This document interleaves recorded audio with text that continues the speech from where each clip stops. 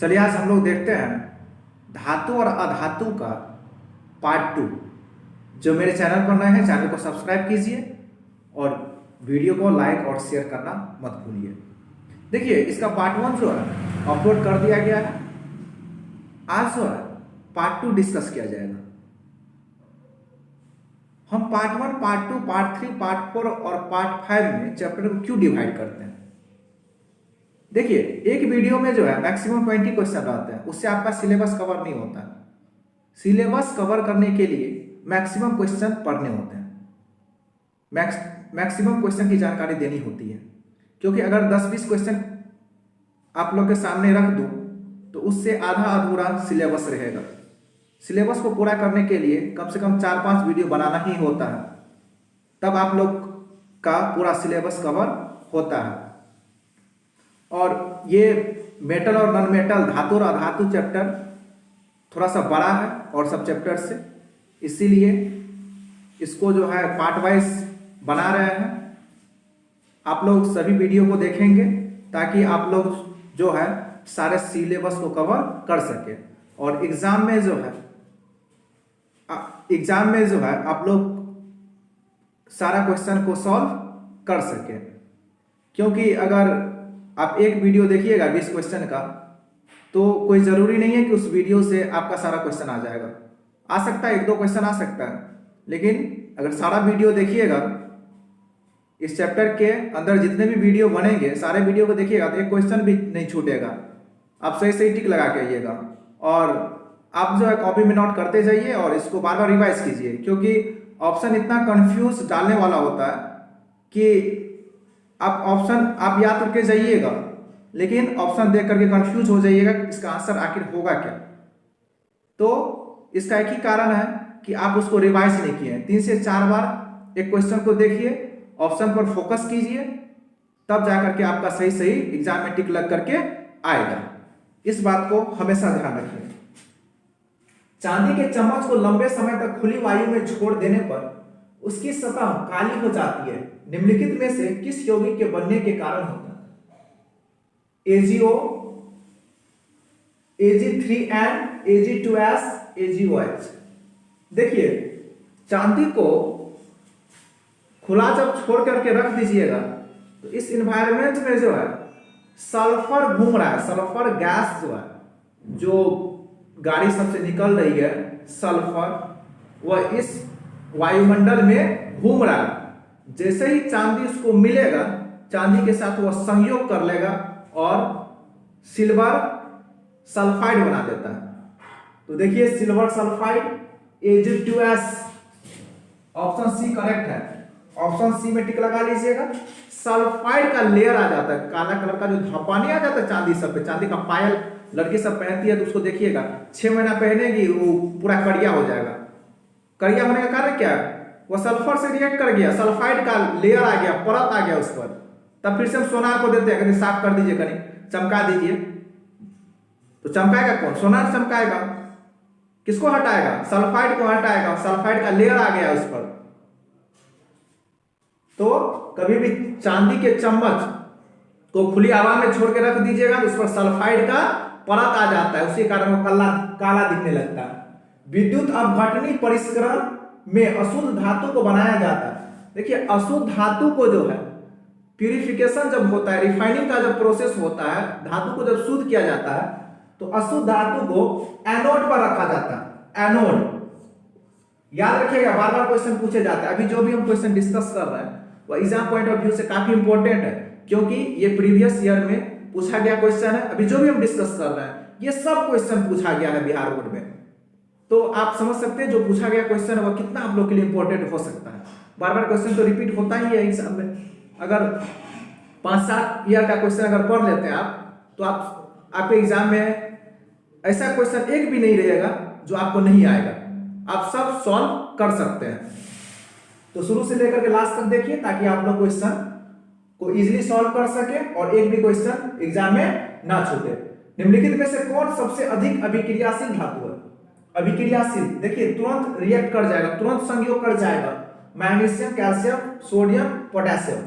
देखिए पोटेशियम इतना अभिक्रियाशील धातु है, इतना अभिक्रियाशील धातु है कि तुरंत संयोग कर जाता है। इसको आप खुली हवा में छोड़ दीजिएगा, खुली हवा में छोड़ दीजिएगा तो अपने आप आग पकड़ लेगा। इसीलिए पोटेशियम को जो है पानी में स्टोर करके रखा जाता है, पानी के अंदर। जैसे ही हवा में लाएंगे तुरंत आग पकड़ लेगा। किस रासायनिक यौगिकों को गर्म करने पर प्लास्टर ऑफ पेरिस प्राप्त किया जाता है? प्लास्टर ऑफ पेरिस देखते होंगे डॉक्टर सब जो है, जब हड्डी टूट जाता है पैर का, हाथ का, तो उस पर प्लास्टर करता है, तो वही रहता है प्लास्टर ऑफ पेरिस। तो प्लास्टर ऑफ पेरिस जो है विरंजक चूर्ण, जिप्सम, चूना पत्थर, कच्चा चूना, ठीक है, जिप्सम से प्राप्त किया जाता है। जिप्सम को गर्म किया जाता है, 100 डिग्री सी पर टेम्परेचर को ले जाया जाता है, तो वह प्लास्टर ऑफ पेरिस में चेंज हो जाता है। और उसी प्लास्टर ऑफ पेरिस का यूज डॉक्टर सब करते हैं। बहुत सुंदर सुंदर मूर्ति सब जो देखते होंगे वो प्लास्टर ऑफ पेरिस से ही बने होते हैं। घर का जो सीढ़ी होता है, छत का जो डेकोरेशन होता है, उसमें भी प्लास्टर ऑफ पेरिस का यूज किया जाता है। पीओपी सुने होंगे, पीओपी, दीवार को प्लेन करना है, पीओपी मरवा दीजिए, प्लास्टर ऑफ पेरिस मरवा दीजिए, प्लेन हो जाएगा। लोहा और कार्बन की मिश्र धातु है, लोहा और कार्बन की मिश्र धातु है। लोहा और कार्बन मिल जाएगा तो इस्पात, पीतल, कांसा, मैग्नीशियम। देखिए लोहा और कार्बन मिलकर के इस्पात बना लेता है, इस्पात बन जाता है। लोहा और कार्बन को मिलाइएगा तो क्या बनेगा? इस्पात।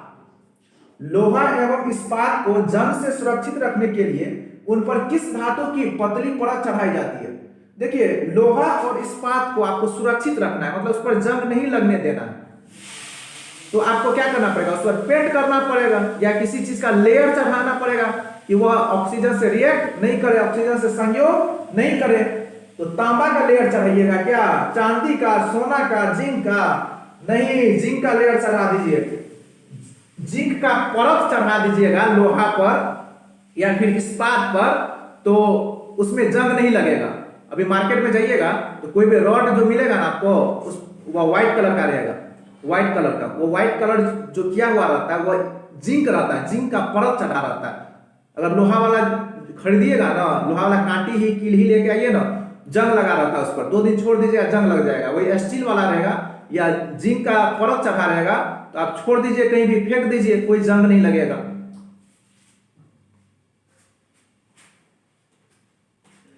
निम्नलिखित में से पीतल किसका उदाहरण है? देखिए पीतल धातु, अधातु, मिश्र धातु, यौगिक। तो ये पीतल जो है ना वो मिश्र धातु है। बताए थे फर्स्ट वीडियो में कि पीतल जो है वह किससे बना हुआ है, कौन से धातु से मिलकर के बना हुआ है पीतल? तो मिश्र धातु जो होते हैं, जो 2 या 2 से अधिक धातु से मिलकर के बने होते हैं, उसको मिश्र धातु कहते हैं। और पीतल जो है 2 या 2 से अधिक धातु से मिलकर के बना हुआ है, इसलिए इसको हम लोग क्या कहेंगे? मिश्र धातु कहेंगे पीतल को। लोहा, निकेल और क्रोमियम के मिश्र धातु को क्या कहते हैं? टाका, जर्मन सिल्वर, ड्यूरेलियम, स्टेनलेस स्टील। देखिए लोहा, निकेल और क्रोमियम तीनों धातु है, अगर मिला दीजिएगा ना तो स्टेनलेस स्टील बन जाता है। स्टेनलेस स्टील, आप पूछ सकता है कि स्टेनलेस स्टील किसका मिश्रण है? तो लोहा, निकेल, क्रोमियम का।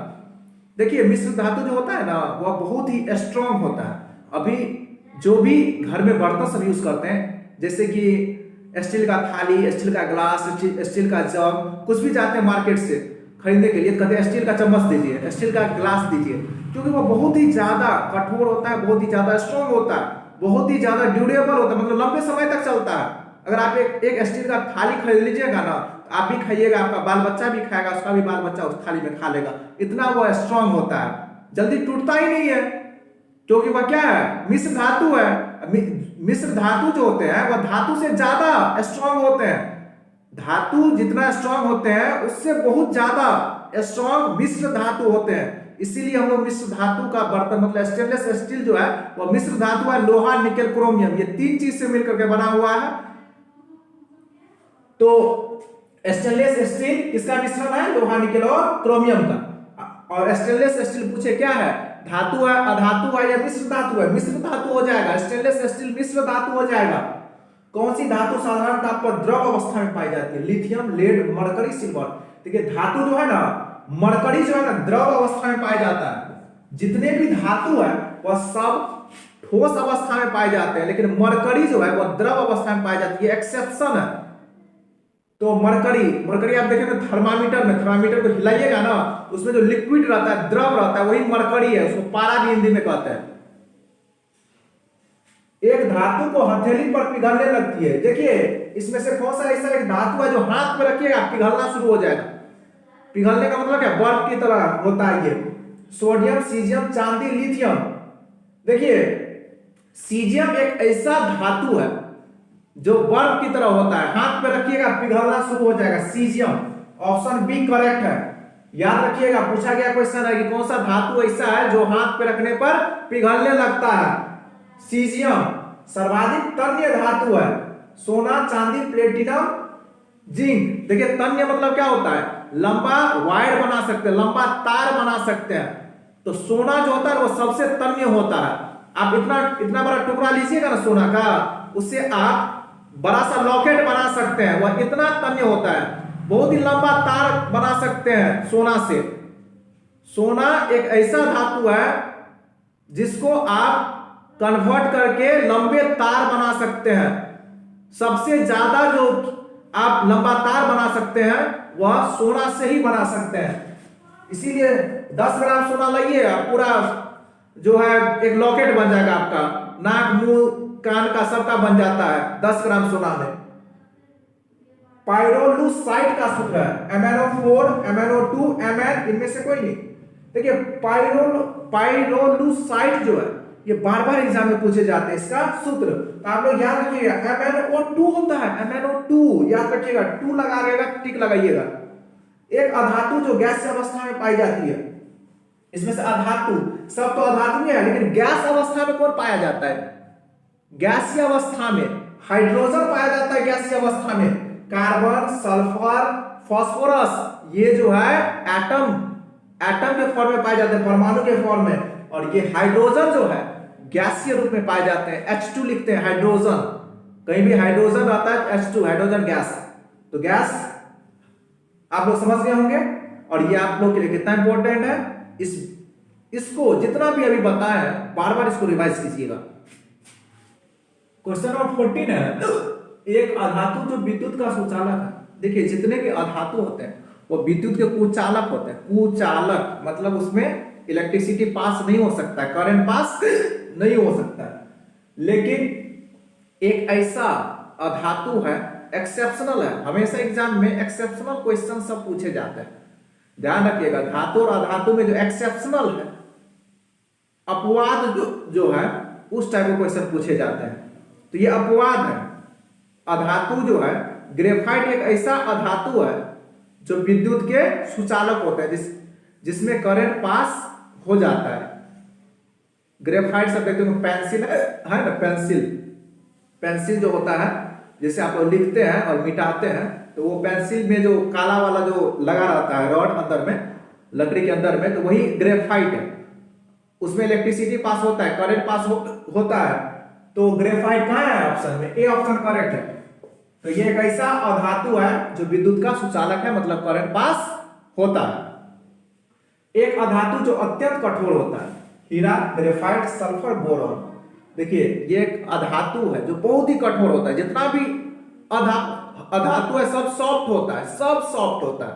जितना भी गैस है वही सब ना अधातु है, carbon, oxygen, sulphur, hydrogen, nitrogen, यही सब अधातु है।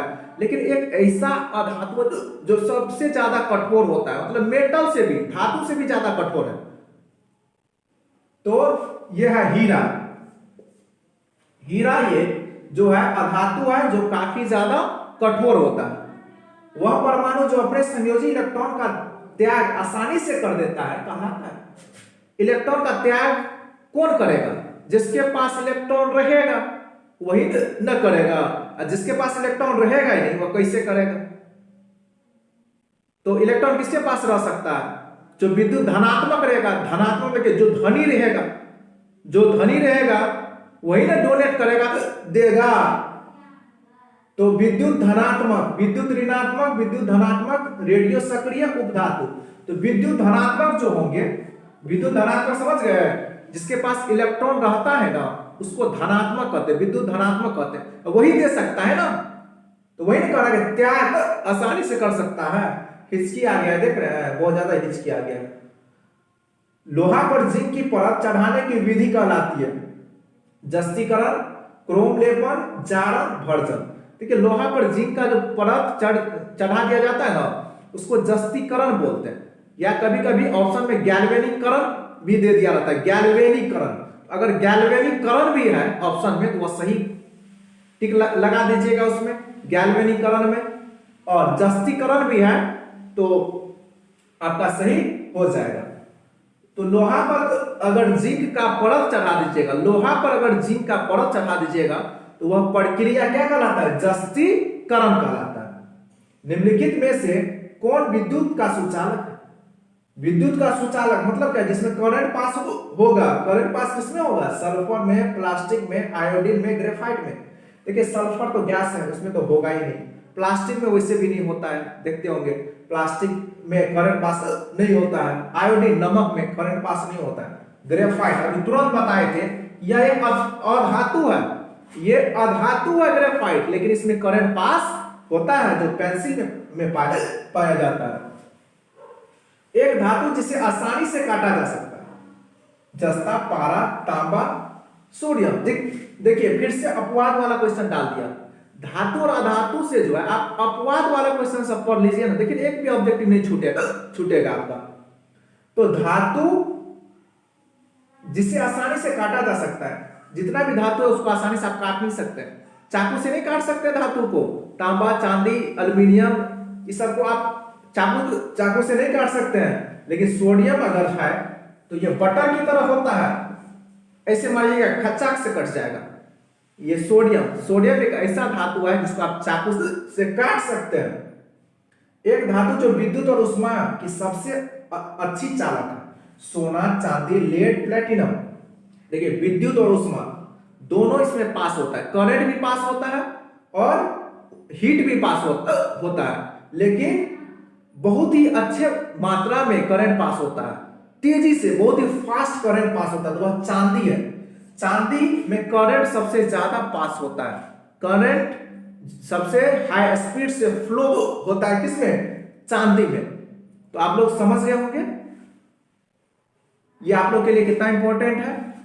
जो भी प्रीवियस ईयर का क्वेश्चन है उसी को आज हमने डिस्कस किया है। आप लोग बार बार इसको रिवाइज करेंगे ताकि बोर्ड एग्जाम में एक भी क्वेश्चन ना छूटे। और जो चैनल को अभी तक सब्सक्राइब नहीं किए हैं वह सब्सक्राइब कर दीजिए, ताकि आप लोग को एग्जाम से रिलेटेड न्यू वीडियोस मिलते रहे। और चैनल को लाइक कीजिए, शेयर कीजिए और कमेंट भी कीजिए। तब तक के लिए शुभ रात्रि।